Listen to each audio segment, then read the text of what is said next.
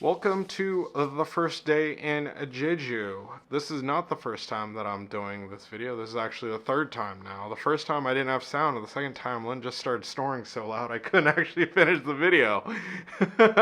Anyhow, we woke up extremely early this morning. That's probably why she's so tired. We were up by 5:30 to get to the airport. Now, luckily, we stayed at a hotel at Gimpo. We were literally across the street, if that, from Gimpo. And one of the cool things was when we were checking out of the hotel, we told them, hey, we got to catch this flight.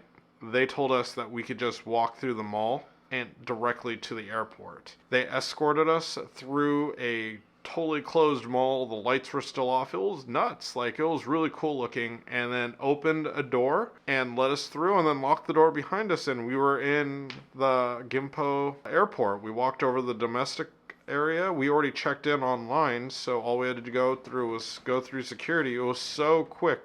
Our flight was at 7. They were boarding at 6:40. We were at the gate pretty much at 6 o'clock, like before 6 o'clock.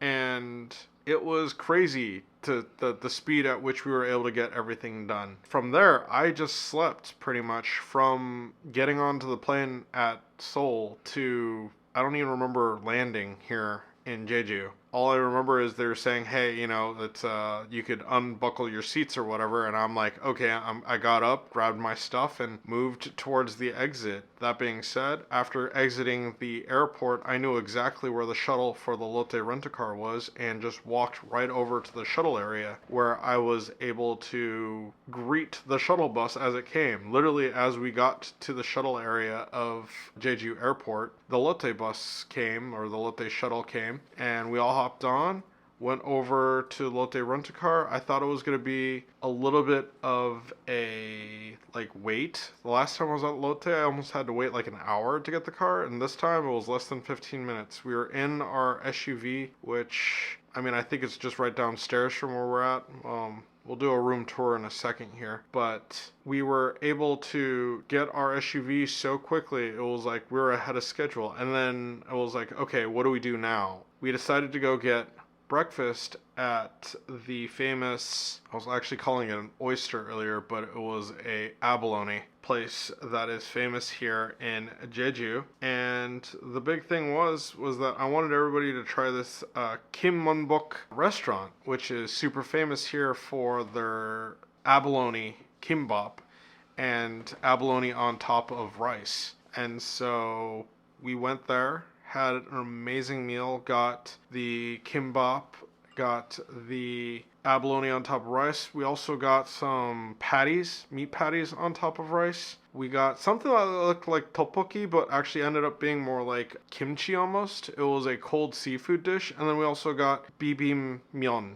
So instead of bibimbap, which is rice, bibimbap, which is noodles. And that was actually extremely spicy. From there, we loaded all up into the car and went over where we were looking for a kind of beach boardwalk area that walked along the coast. Weren't really able to find it. The GPS took us to this weird narrow street area, so we decided that we're just gonna abandon that and go to the cafe that was nearby. And we went to Cafe del Mundo, which is famous for their coffee and their carrot cake. And on top of that, they had this great view of the beach.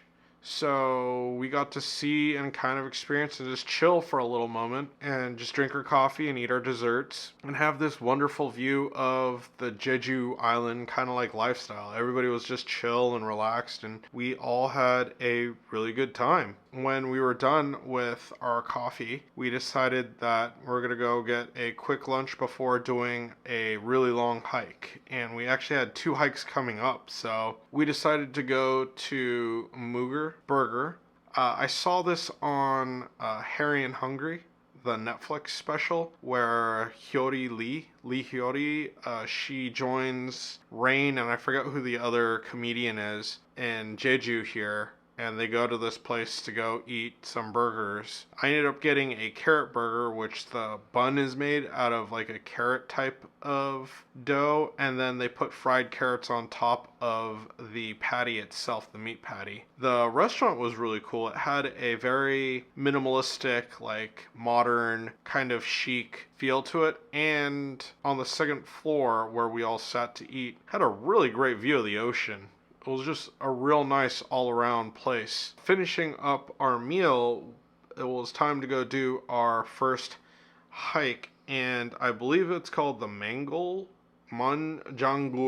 Cave, which is one of the longest all put together lava or volcanic lava tubes underground or caves in the world. And I thought it was going to take us about 2 hours, but it really actually only took us about an hour and a half to get all the way from the outside through to the deepest portions of the cave that we're allowed into. The last time I came, I remembered it warming up when you got further towards the inside of the tunnel, but this time it was actually cold almost all the way through. Not only that, but I'm wondering if it's because it rained so heavily the last couple of days. It was wet the entire way too. I do remember it kind of drying out once you get to the further end parts, because I remember sitting down and doing a video at the benches near the last 50 meters of the cave, but the benches this time were totally soaked through. Maybe I'm just remembering that wrong.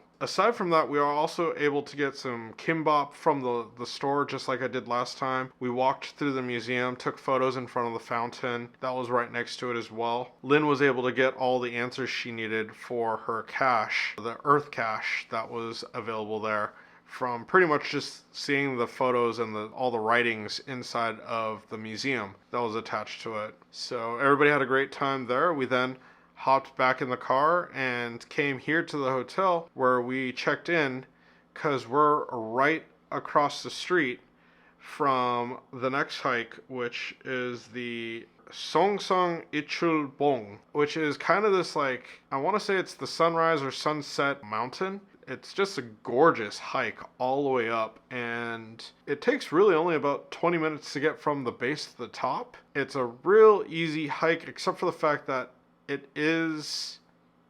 you have to exert a lot of effort. It's not just a simple, like, hop up, hop down type of deal, but the entire thing is paved, and there are stairs where stairs need to be. There's no actual, like, tough hiking or climbing involved in that sense, but the amount of stairs do make it difficult. We got to the very top. Unfortunately, we got there at about 6 o'clock, so when we were looking to see if the places where Lynn could get stamps for her collection were open, unfortunately they were not open. And what's funny is I did tell Lynn, I was like, I think there's a stamp in this area, and she actually went and she saw it behind the locked doors. That was kind of a bummer. But getting to the top of the place was amazing, and we actually caught the sunset. We were there for longer than I thought we were going to be, but it was okay because dinner closed at 11, so there was no real big rush there. Getting to the top, we just took our time, took a lot of photos. I took some video. Again, super bummer that I didn't have the mic plugged in, because I just have all this video but no actual sound. After getting to the top and checking it out, they have free binoculars all along the levels as you go up. We saw all these crazy lights on the water and found out that there are a bunch of squid fishing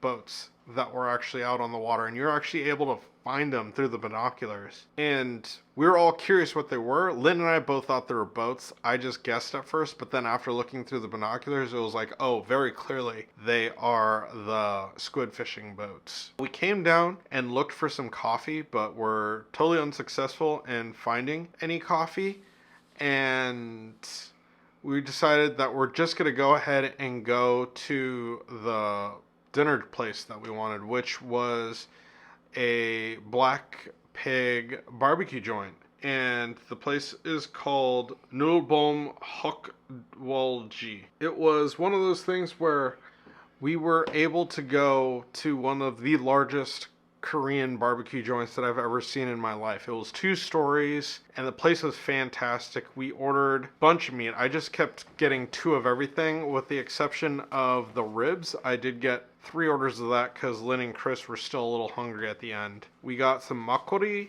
and beer, as well as I got a soda because I was driving. And once dinner was finished, it was fantastic. The group had mixed reviews on it. I was really big on it because I actually really do like the black pig. But we finished up there, got the food, and then came back to the hotel. We're about an hour away, so it took a little bit of time, but when we got back to the hotel, came back up. Why don't we go ahead and do the room tour right now? So I'll go ahead and change the angle of this camera.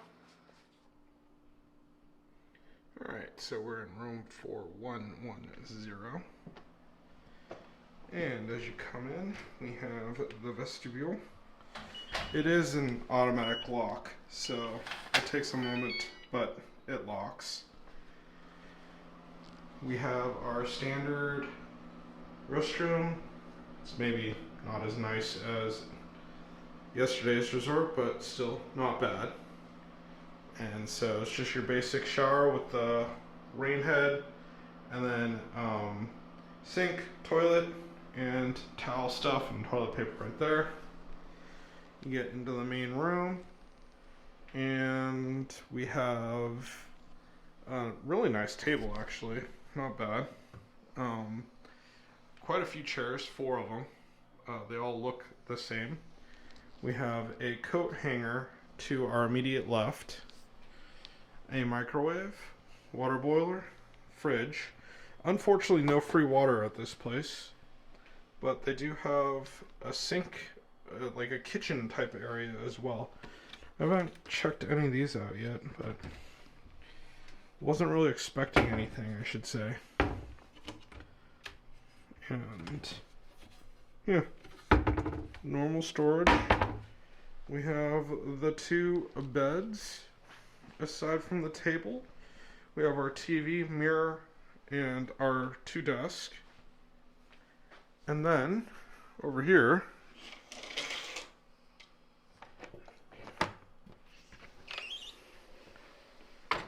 we have, let's see, does this just open?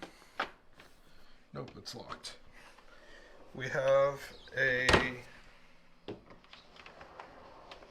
balcony. Oh, okay, wait, you can go out this way.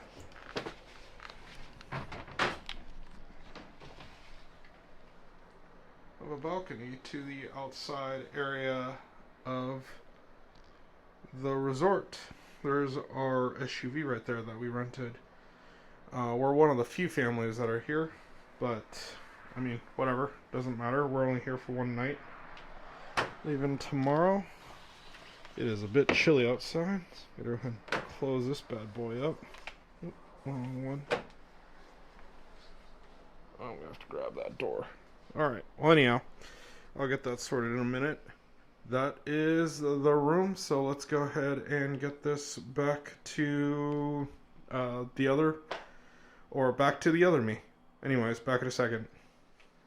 Alright, and as you can see, the room's not as nice as it was in Tokyo, or I keep saying Tokyo, Seoul, but the resort's not bad, and we're pretty happy with what we have. At least there's a lot of room here, which is something that we could kind of celebrate about. I love the fact that we have this whole desk area right next to me, and the 2 beds are 2 like queen size beds. And then as you saw, our car is just right down from where we're at, the SUV.